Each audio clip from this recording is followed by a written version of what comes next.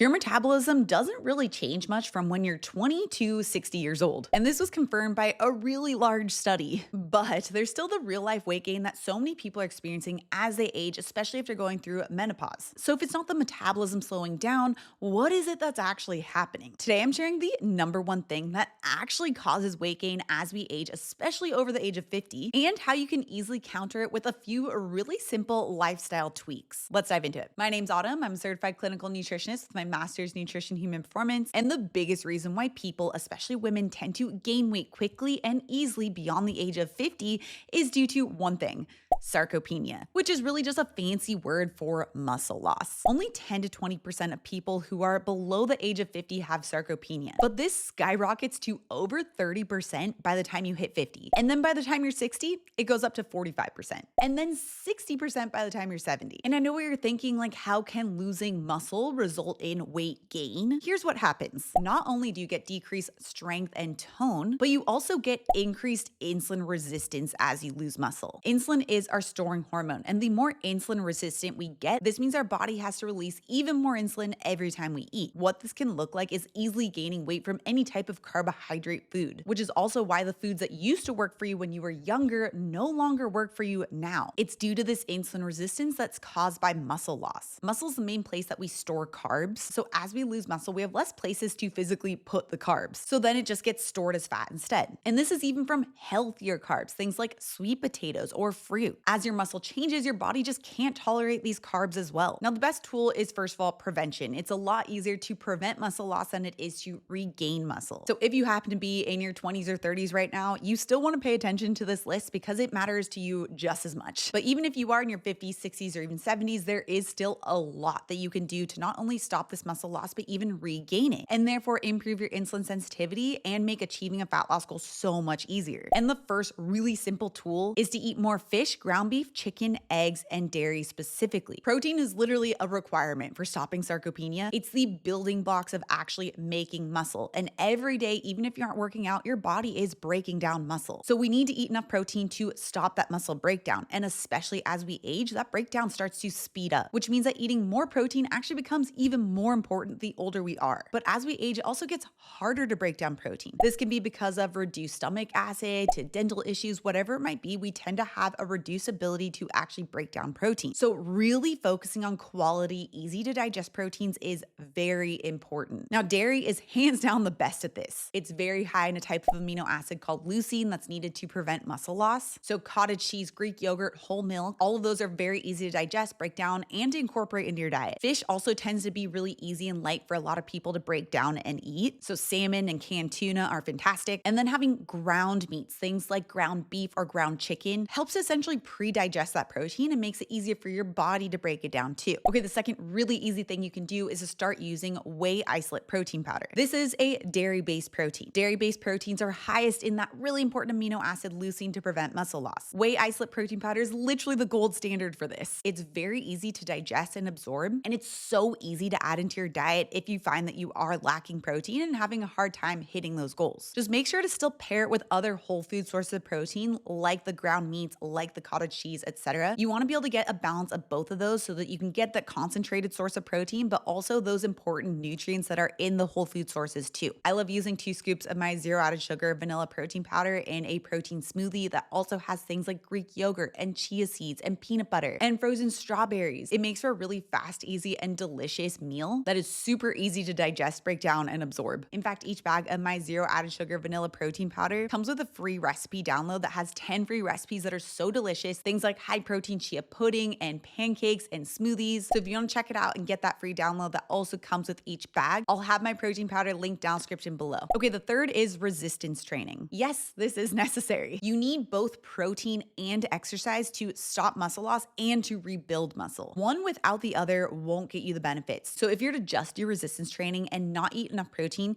you're breaking down your muscles and you're not actually rebuilding them. If you eat enough protein, you're helping to stop the muscle loss, but you're not going to get the benefit of rebuilding muscle the way that resistance training helps with that. So you do need both. And there are a lot of other benefits that come along with resistance training, like better mood, increased strength, better bone health, and it reduces the risk of nearly all chronic diseases. And honestly, just feels good to feel strong. And there are a lot of different ways to do resistance training. It could just be your body weight. That is resistance training too. do when done properly. It could be traditional strength training. You could do classes. You could do free YouTube videos. You could have a personal trainer. There are so many different things that you could do. Just find something that you like and do it at least 2 times per week in a way that fits your body. Okay, the fourth is to simply eat enough, but balanced. From my experience, a lot of women tend to undereat, and this makes it really hard to get enough nutrients for their bodies to actually support not only building muscle, but even maintaining that muscle. We need the protein, we need the exercise, but you also just need plain and simple fuel to fuel that process. Otherwise, you're essentially in a state of semi-starvation all the time, which is not conducive for increasing or maintaining muscle. So balance your protein with eating high quality sources of whole food fat, as well as low to medium glycemic load carbs, and actually eat until you're satisfied. And there are a lot of tasty ways to do this. I literally have over 1,000 videos on my channel now, most of them dedicated to teaching you how to eat really tasty meals that also supports this goal. So you can check them out on my channel. I also have meal plans. If you want to check those out too, I'll have the meal plans linked down in the description below. Okay, the fifth is daily walking. This helps to train your body to use fat as fuel. It's a low intensity exercise, and low intensity exercise is specifically going to burn fat as fuel. Walking is also free. It's something that you don't have to get dressed properly to do. You can just go. I mean, like, wear clothes. Not what I meant to say. I mean, like, you don't have to wear workout clothes to do it. But you have a lot of health benefits in addition to fat loss benefits that go along with walking, like helping to balance your stress hormone, helping to reduce your risk of various chronic diseases, helping improve your sleep. There's so many studied benefits of getting walking in every day, and most of those can be achieved with just 8,300 steps per day. This is why I am a big advocate of using a step tracker, because it just helps to keep you consistent and on track with walking. And it is really, really important to actually get those steps in. Now, if you do have a hard time getting enough protein, one of the easiest ways I found for a lot of my clients is to use a protein coffee recipe to go along with their breakfast. I recently perfected a vanilla latte style protein coffee. It's so easy. It's so delicious and creamy and zero added sugar. I highly recommend you check out the recipe with this video next. Also, if you're new to my channel and you love this science-backed and delicious information, make sure you subscribe right here. Come out new videos every Tuesday and Thursday. All right, guys, thanks so much for tuning in, and I'll see you in my next video.